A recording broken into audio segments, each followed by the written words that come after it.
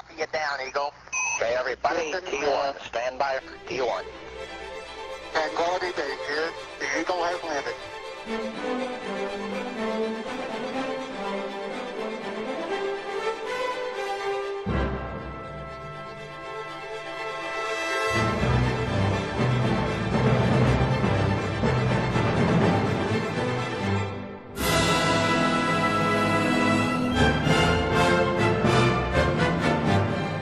This piece was a smash hit from the moment it was born.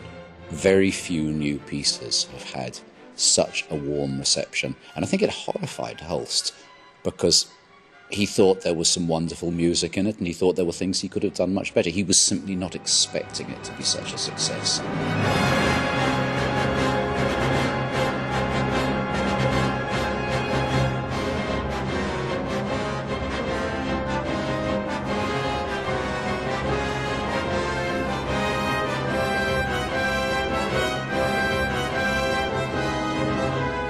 I've only ever played it with British orchestras, I realise, and I did it a lot, as everybody does. It's a very, very popular piece in all the English-speaking countries and in Scandinavia, and here it's very little known.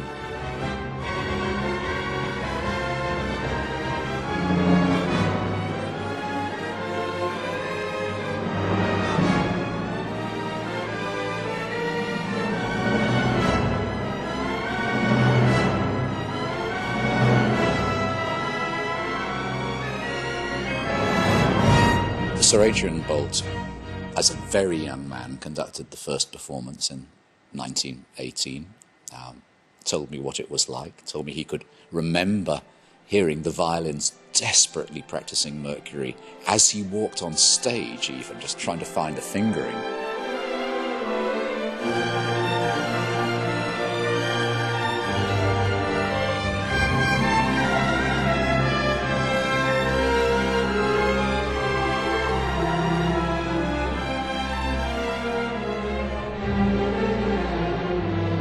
Coming back to it after a period of 20 years, having not conducted it, I'm more and more impressed and moved by the piece. Also, this feeling that it's such a typical wartime piece, both in the First World War and the Second World War. Composers reacted in a very strange way, which psychologically is very understandable. Mars, like The Rite of Spring, was written before the outbreak of war.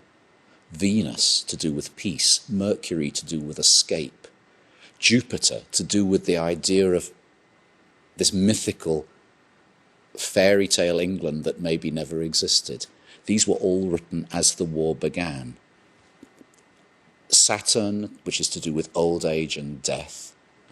Uranus, which is to do this idea of the magician who simply makes a mess of everything, who is clumsy, but somehow can create a nuclear explosion. In other words, the cock-up theory of history.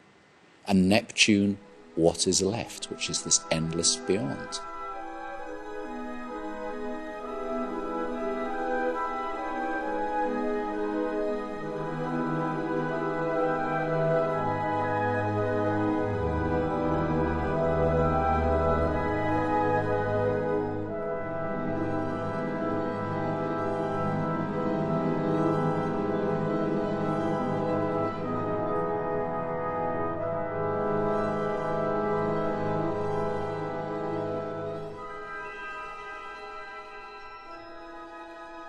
It's a very European piece. What is English about it, which is Jupiter, is very, very distinctly in inverted commas. It's like a nostalgic look back at an England that never really existed. It was the England of cricket fields and warm beer and bad cooking.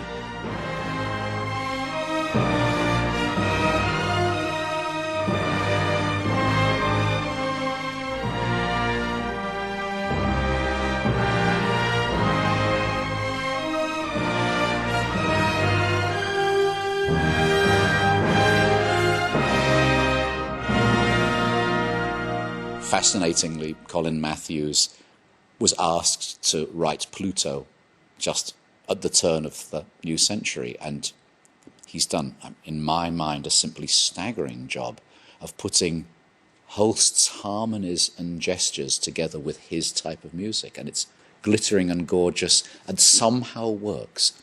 None of us had any idea how could a composer follow Neptune that dies out, and he's managed to make it work.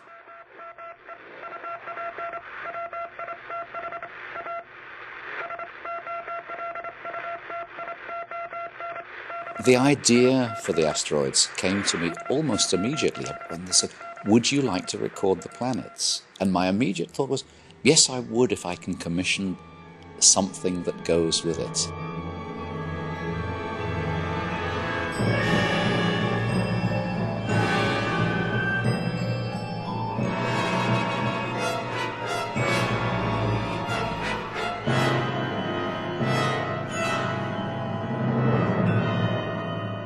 Kaija Saariaho's piece, Toutatis, is apparently structurally built up on the extraordinary dimensions and way that the asteroid Toutatis moves. But in fact, what it is a very mysterious gate or astronomical garden through which one walks. And it's as though it opens out the world to the other three pieces.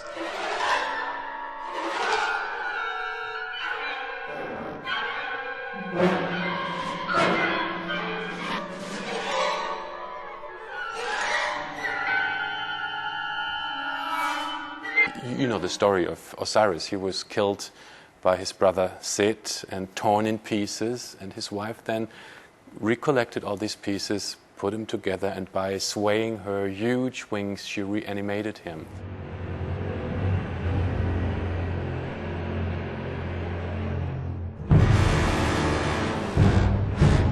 I grew up in a religious family, and so part of it is there's an element of fear. I was always fearing the second coming because it's sort of part of Pentecostal church, which I was in at the time, and so the idea that the world could be, the Armageddon would happen and the world would be destroyed, and so this idea of an asteroid hitting the Earth at any second, any moment, really appealed to me because it was sort of really part of my youth.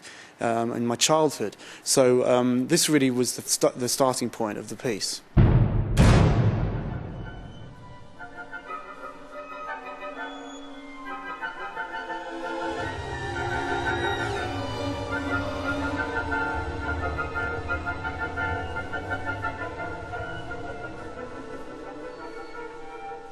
Well, when I was first approached with this commission, I was actually toying with the idea of approaching it from the aspect of sci-fi, being the only one of the four of us that came from the New World. I kind of thought, well, it's also a fascinating aspect of mankind's fascination with space is the whole aspect of science fiction.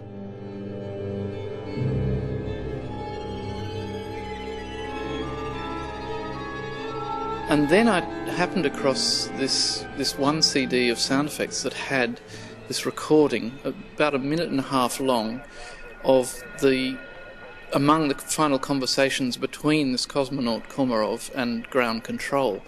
And it was absolutely chilling, actually, and really got me, totally fascinated. And I thought, this is the piece. This is what I want to write about.